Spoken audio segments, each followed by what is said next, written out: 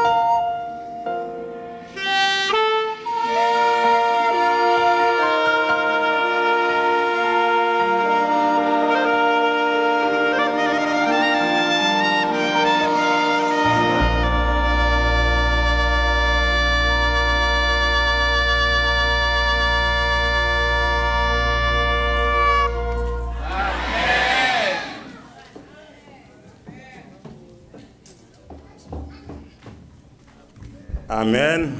Amen. Nous bénissons le ciel pour notre présence ici ce midi. Ce midi, c'est notre conférencier, pasteur Hercule Toussaint, qui est avec nous depuis 3 semaines. Ce midi, il terminera la 3e semaine. Et ce soir, à partir de 6 heures, il commencera la 3e semaine. La 4e semaine. Les 3 semaines écoulées, ce sont les plats principaux. Mais cette dernière semaine, c'est la cerise, les gâteaux. Faites des plans pour être ici soir après soir. Visitez comme membre d'église. Ne prenez pas de rendez-vous ni avec la maladie, ni avec la mort, pour être ici, pour écouter la parole de Dieu. Sans plus tarder, je vous invite à vous mettre debout pour chanter le chantème juste avant d'écouter Pasteur Hercule. Bonne édition.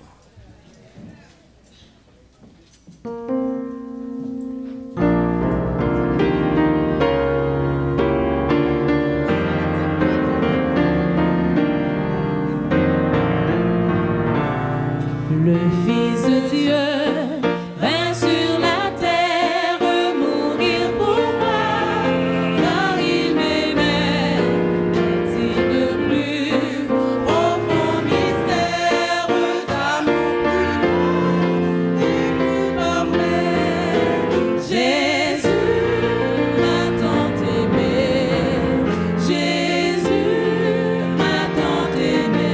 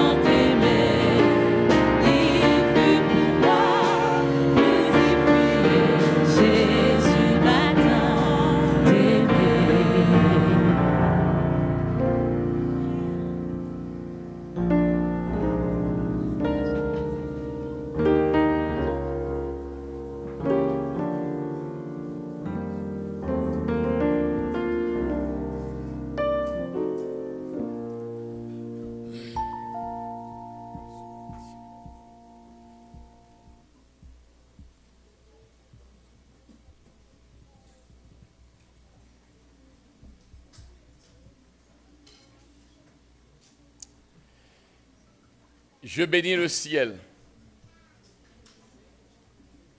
qui nous accorde la possibilité d'être au pied de Dieu. Pour avoir été bénéficiaire de sa grâce, vous estimez que c'est normal, c'est régulier Mais il faut que je vous dise, c'est un miracle. Ce n'est pas que vous soyez supérieur aux autres, ni plus intelligent que les autres, mais votre présence est l'expression parfaite de la miséricorde de Dieu. Réjouissez-vous du fait que vous avez la possibilité d'entendre la voix de Dieu vous parler et d'avoir un cœur sensible à son appel pour répondre à son invitation jusqu'à devenir fils et filles de Dieu. Je n'ai pas regretté les jours écoulés et je dois bénir le ciel pour la bonne manière dont nos frères et sœurs de la louange rendent gloire à Dieu. L'un des moments sublimes pour moi de l'adoration depuis que je suis venu ici, c'est le moment de louange. J'estime que cette église est bénie. Dieu a fait des grâces excellentes à ses enfants. Il me semble que c'est une église d'artistes. Et les artistes attirent d'autres artistes. Et nous disons merci de ce que ce ne sont pas des artistes pour la terre, mais ce sont des artistes pour le ciel. Autant qu'ils chantent sur terre, Dieu leur fera grâce de chanter dans son royaume de gloire. Et nous demandons au Seigneur de nous accorder la grâce de pouvoir en résister à la tentation, de surmonter les difficultés, de n'avoir qu'un objectif, en vivre pour Jésus, et quoi qu'il advienne dans la vie, de ne jamais céder un pas à l'ennemi, mais d'avoir les regards fixés sur le Maître. Je tiens à vous dire tous merci, musiciens et chantrants. Et de ma vie, j'ai toujours nourri cette philosophie, et plus que je grandis, que je vieillis, alors non, que je rajeunis, je m'accroche encore à cette idée, il faut respecter les enfants. Respectez-les tous. Bébés, adolescents, jeunes adultes, vous devez les respecter pour deux raisons. Selon moi, premièrement, ce sont les enfants de Dieu.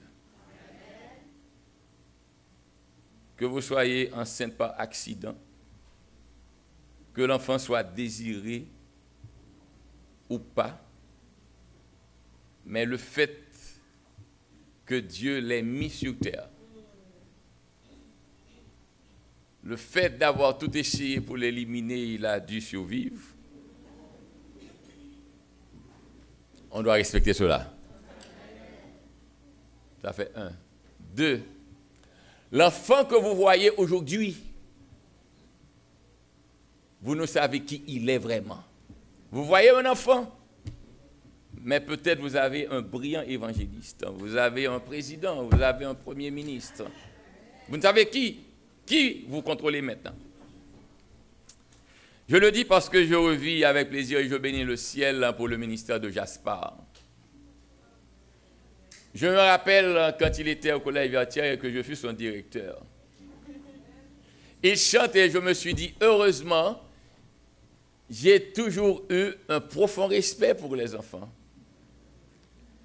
Et à entendre, à voir l'homme maintenant qui dirige ce groupe d'enfants, à le voir, que ce soit au sax ou à la clarinette, et à entendre avec quelle grâce, quelle finesse, il touche aux instruments, la diversité qui ne peut résister à l'unité définie par l'harmonie des sons qui viennent de Dieu.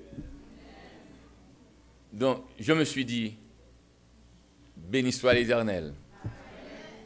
Et je n'ai pas regretté d'avoir, d'une manière ou d'une autre, contribué au produit qu'il est maintenant. Frères et sœurs, le Seigneur est grand. Et il a un message pour quelqu'un de particulier aujourd'hui. Je ne sais trop pourquoi. Je dois vous faire la confession. Je vous remercie tous. Je vous remercie tous. Samedi dernier sera le dernier samedi de cette conférence. Samedi prochain. Il semble qu'aujourd'hui, il y a quelque chose derrière le pupitre. samedi prochain sera le dernier samedi de cette série, mais j'ai eu un temps agréable avec vous. Je n'ai pas regretté d'avoir reçu l'invitation d'y venir. Je n'ai pas regretté que vous ayez travaillé avec moi pour que nous soyons ici au cours de cette période. Et surtout, je n'ai pas regretté que Dieu se soit rendu visible au milieu de nous. Je bénis le ciel du fait que j'ai pu découvrir les talents de Nadine Félicier, l'épouse du premier ancien. C'est une femme très intelligente. Et j'estime que Ricardo a été trop intelligent pour marier une femme très intelligente. Je demande au Seigneur de les bénir, je suis très sérieux, de les bénir tous deux. Ils sont deux jeunes et ils se donnent tout entier à la cause du Maître. Que Dieu touche Nadine et qu'elle puisse jouir d'une santé robuste pour accomplir la volonté de Dieu. Alors, comme vous voyez là, les deux femmes laquelle choisir, c'est le message que j'ai donné. Et c'est le message que je croyais prêcher. Mais j'ai reçu un coup de fil. Et en tout temps, je veux me soumettre à celui qui est plus grand que moi. Amen. Alors, technique, pardonnez-moi, c'est un tout autre message. Donc, on peut rentrer ce que j'avais dit que j'allais prêcher. Et on peut se fixer sur Matthieu chapitre 15, si on peut. Et nous commencerons à partir du verset 21.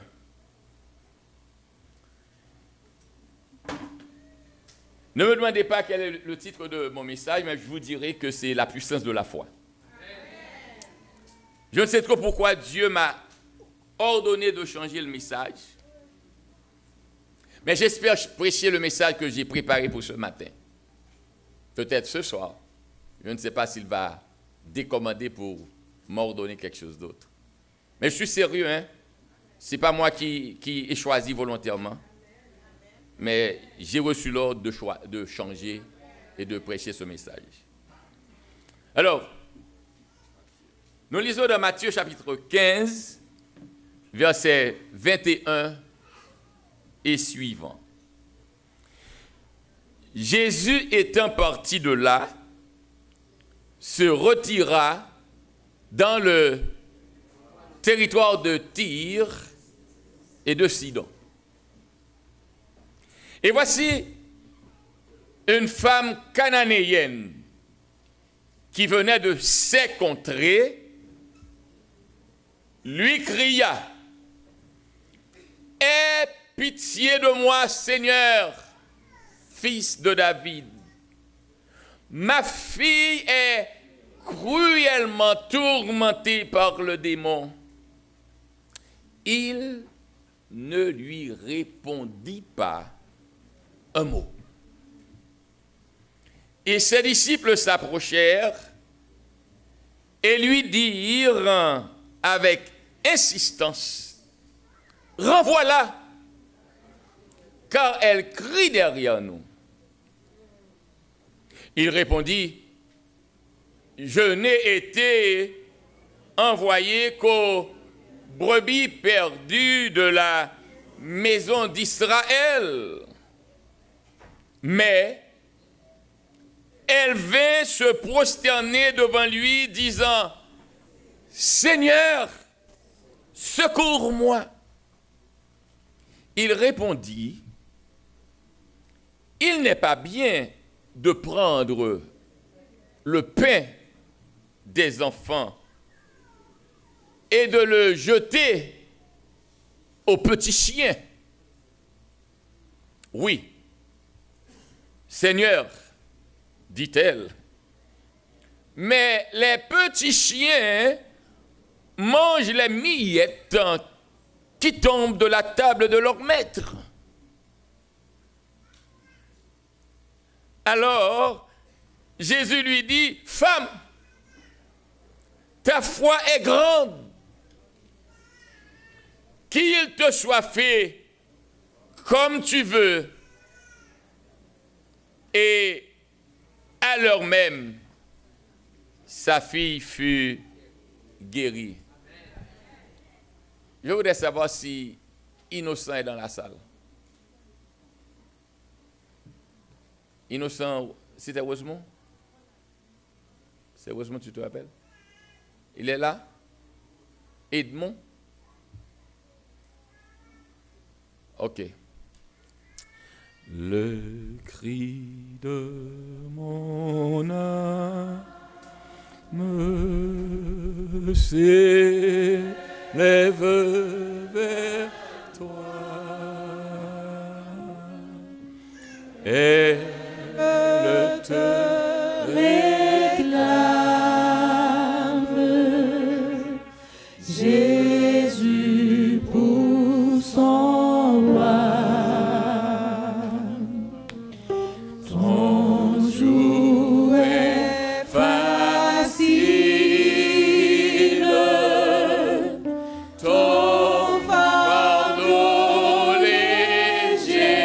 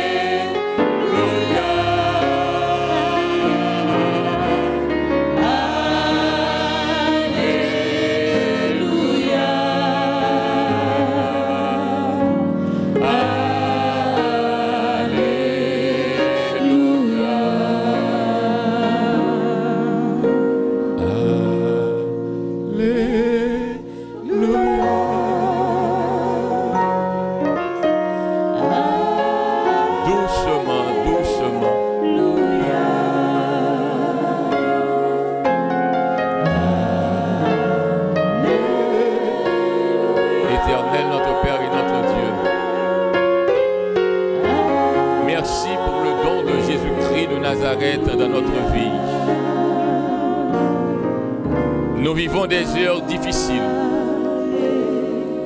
L'ennemi essaie de nous voiler les yeux. Nous croyons que tout va bien.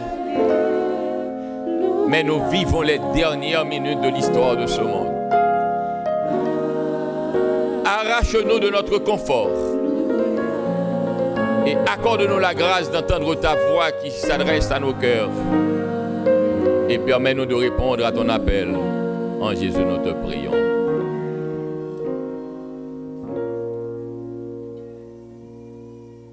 Le texte nous dit « étant parti de là ».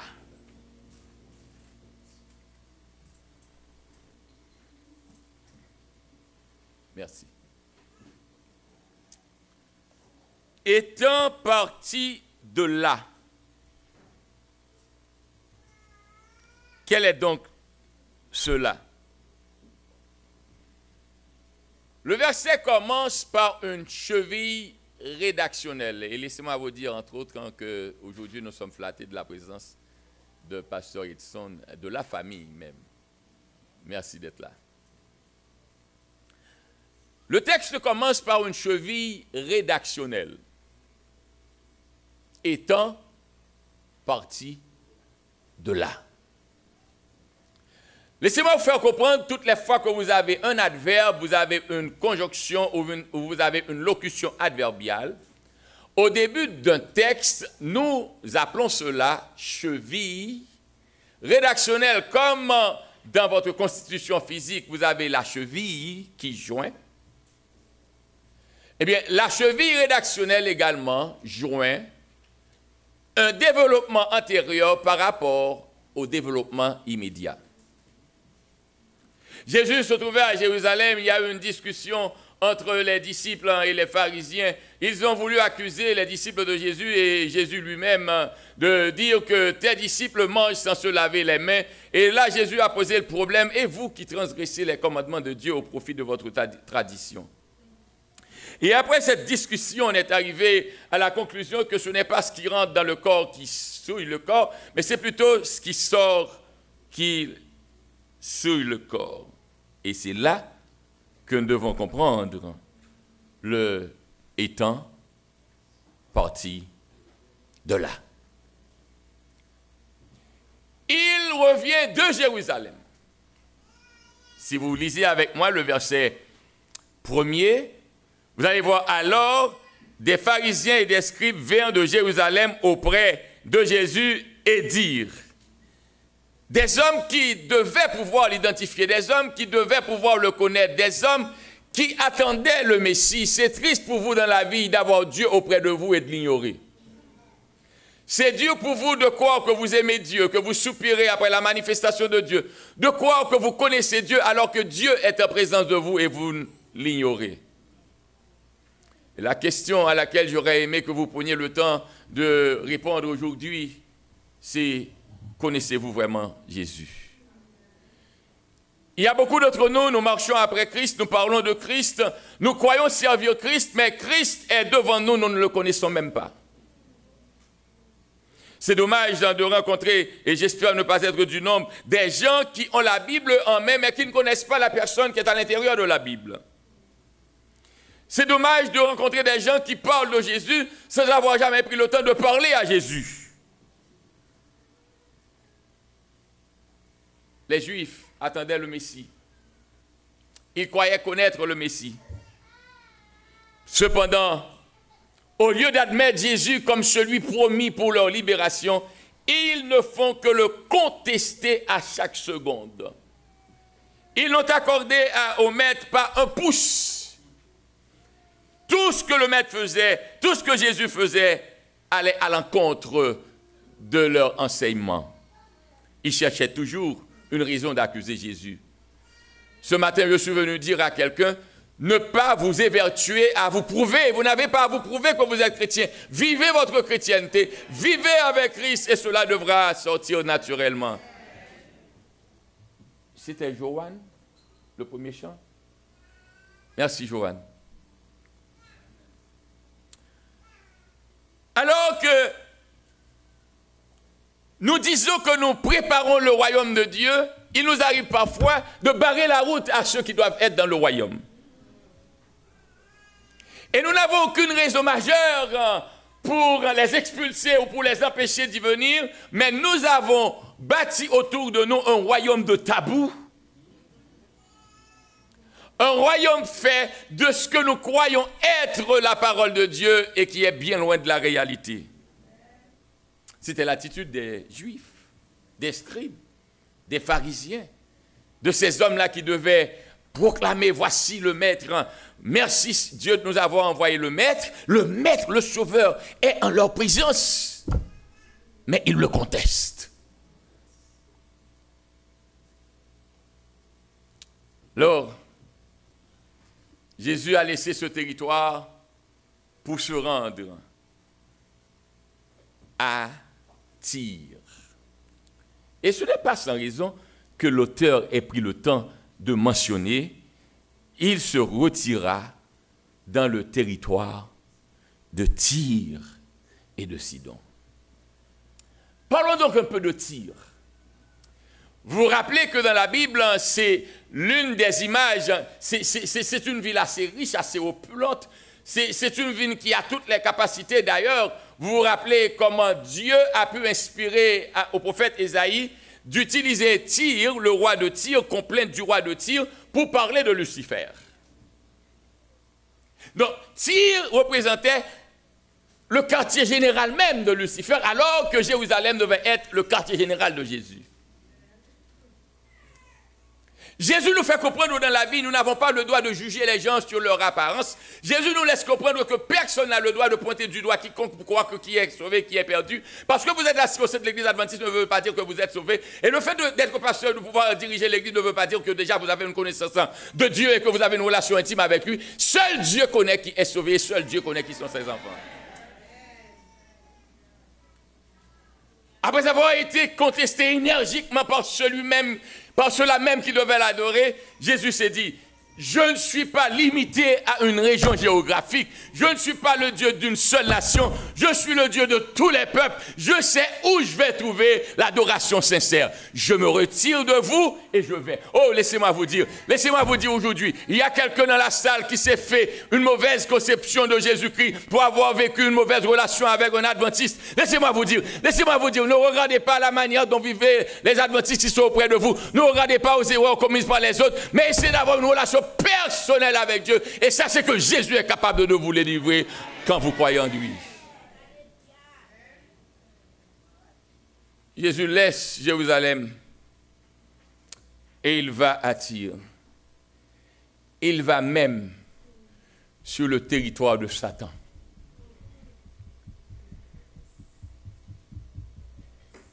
Même dans le royaume de Satan, Jésus a des enfants. Je suis venu dire à quelqu'un ici présent, vous ne connaissez pas tous les adorateurs de Dieu et vous n'êtes pas capable d'identifier tous les adorateurs de Dieu. Il y a encore 7000 hommes qui ne se sont pas encore déclarés et ils n'ont point fléchi le genou devant Baal. Tout ce que vous et moi nous avons à faire, c'est de vivre notre relation avec Jésus, d'avoir un cœur sincère dans notre relation avec lui et de faire de l'espace pour que les enfants de Dieu qui sont à lui puissent venir. Alors le texte fait comprendre qu'arrivée à Tyr, une femme cananéenne. Quand vous lisez le texte dans Marc chapitre 7, vous allez trouver une femme syro-phénicienne. La Phénicie, c'est également une autre manière de décrire un Canaan.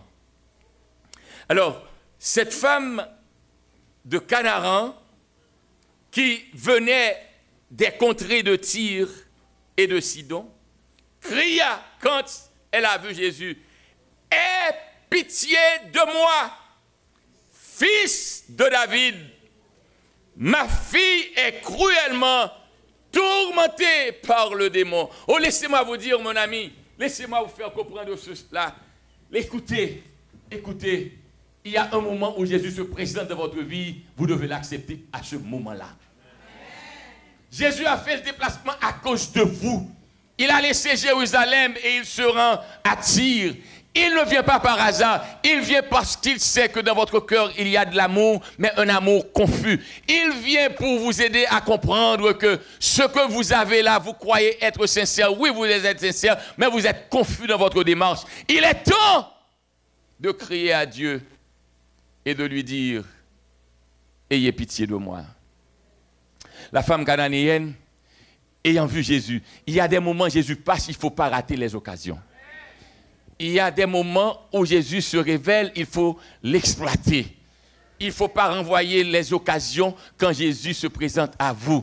Vous ne savez pas ce qui va arriver. J'ai dit à un ami au cours de cette semaine, l'ennemi est assez intelligent.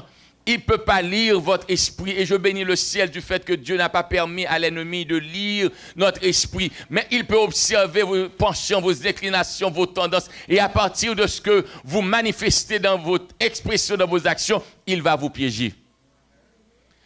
Vous ne devez pas, quand vous avez dans votre cœur de l'amour pour Jésus, renvoyer votre décision à plus tard. Tout le monde ici présent qui a goûté à cet amour peut le témoigner. Nous n'avons rien à perdre, mais tout à gagner en marchant avec Jésus. Alors, la femme de crier, « Aie pitié de moi, fils de David. » Mais c'est une impertinence de la part de cette femme. Vous êtes une syro-phénicienne. Vous êtes de la tribu des païens. Vous ne connaissez pas, la promesse n'a pas été faite à vous. Parce que quand elle a dit fils de David, c'est parce que Dieu avait promis à David qu'il ne lui manquerait jamais un roi sur son royaume. Et ceci a rapport avec la messianité de Jésus.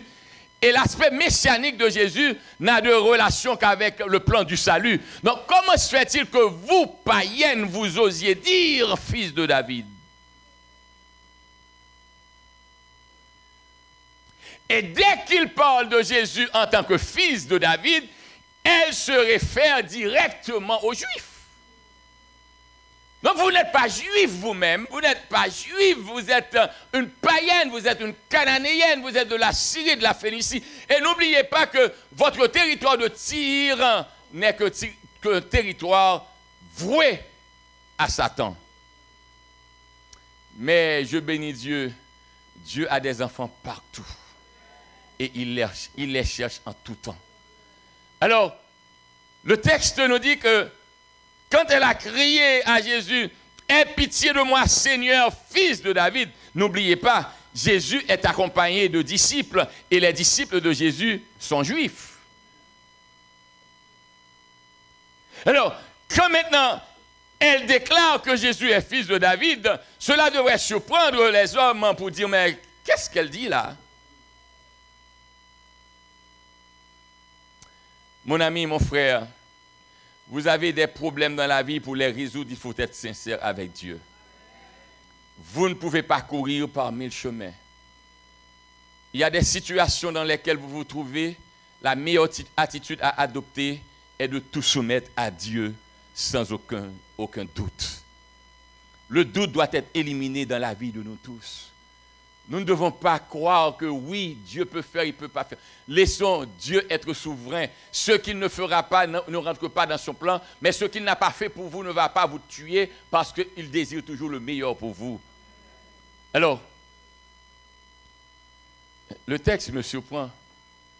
Nous tous, nous savons que Jésus est un homme gentil, ben ouais. C'est un homme sociable. C'est vrai que vous n'êtes pas juif, mais il va vous répondre quand vous vous adressez à lui. Mais le texte me dit, il ne lui répondit pas un mot. Quel est le problème de la fille? De la dame? Sa fille est malade, mais pas d'une simple maladie, d'une céphalée ou de la toux ou de la fièvre ou du foie, mais la fille est tourmentée et cruellement tourmentée par le démon. Mes chers amis, laissez-moi vous dire, certains d'entre vous sont sous l'influence du démon et vous ne le savez même pas. il y a des actions qu'on commet dans la vie, cela révèle qu'on est contrôlé par le démon. Il y a des pensées qui nous traversent, cela révèle automatiquement que nous sommes sous l'influence démoniaque. C'est grave d'être possédé, mais c'est encore pire que d'être possédé et de ne pas être conscient de sa possession. Mais cette femme savait que sa fille était malade, possédée, parce que celui qui dominait sa fille ne la laissait pas tranquillement. Elle était cruellement tourmentée. Mais Jésus ne répondit pas un mot. Est-ce que la femme n'a pas un besoin urgent? Est-ce qu'elle n'a pas besoin vraiment d'un miracle, d'une délivrance? Mais pourquoi toi, le Dieu thaumaturge, toi qui es capable de faire des miracles, toi qui fais toujours des miracles, pourquoi ne réponds-tu pas à la femme? Oh, laissez-moi vous dire que la résistance de Jésus n'est pas votre ignorance. Quand Jésus ne répond pas, cela ne veut pas dire qu'il vous ignore. Mais Jésus sait comment vous faire grandir. Jésus ne répond pas un mot.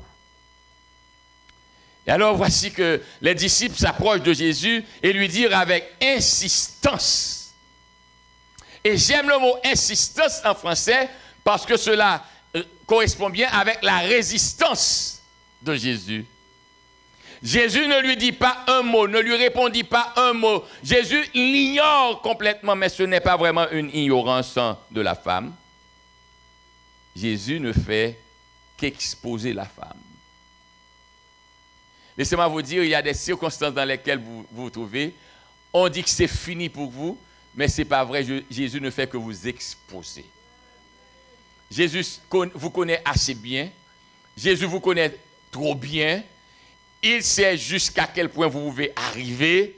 Donc, il se dit, je vais faire aux autres voir qui est mon fils, qui est ma fille.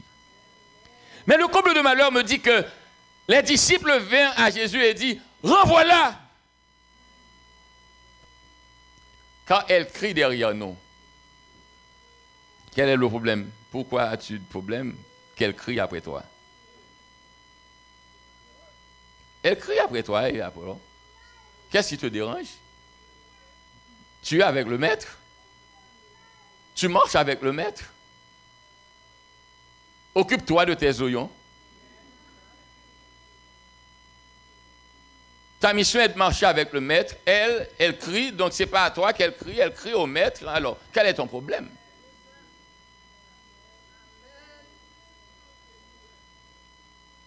Et c'est là le danger. Beaucoup de gens qui sont à l'église ne comprennent pas la mission de l'église. Nous avons peur que d'autres gens viennent à l'église. Je ne dis pas que c'est confirmé, mais c'est l'impression que j'ai. Je suis pasteur pour plus de 33 ans. Dans ce que je vous dis, et j'ai prêché en différents endroits, Haïti ou en terre étrangère. Et j'ai fini par comprendre au sein de l'église que vous et moi, nous ne comprenons pas la mission de l'église. Au lieu de passionner le salut des gens, nous les passons au pain pour savoir leur éligibilité. Leur éligibilité est leur besoin de Jésus. Leur éligibilité n'est pas leur qualification. On n'accepte pas à l'église quelqu'un sur sa crédentialité, mais sur sa soif de Dieu. Les disciples qui devaient faire ouverture à la femme, maintenant, se sentent importunés par la présence de cette femme. Pourquoi? Et comprenez très bien la situation. Comme diraient les théologiens, le Sitzen Leben. Il y a un contexte. C'est que dans la culture juive, une femme ne marche pas près d'un homme en public. Et même si vous êtes marié, vous ne tenez pas la main de votre femme. La femme est devant et les hommes sont en arrière. Mais laissez-moi vous dire, avec Jésus, il n'y a pas de situation gênante. Vous ne m'entendez pas? Avec Jésus, il n'y a pas de protocole. Laissez-moi vous dire, vous ne m'avez pas compris. Avec Jésus, tout est possible. Vous n'avez pas besoin d'être philosophe. Vous n'avez pas besoin de parler plusieurs langues. Vous n'avez pas besoin d'avoir des doctorats. Vous n'avez pas besoin d'être maître. Vous n'avez pas besoin d'avoir des baccalauréats. Jésus est venu vous sauver du péché, quelle que soit votre situation. Vous savez parler français avec abondance. Vous ne pouvez pas parler français, c'est le créole que vous maîtrisez. Parlez un bon créole. Mais en tout temps, louez votre Dieu. Allez à lui comme vous vous sentez. Quelle que soit la situation, Jésus est là. Il vous comprend dans vos faiblesses.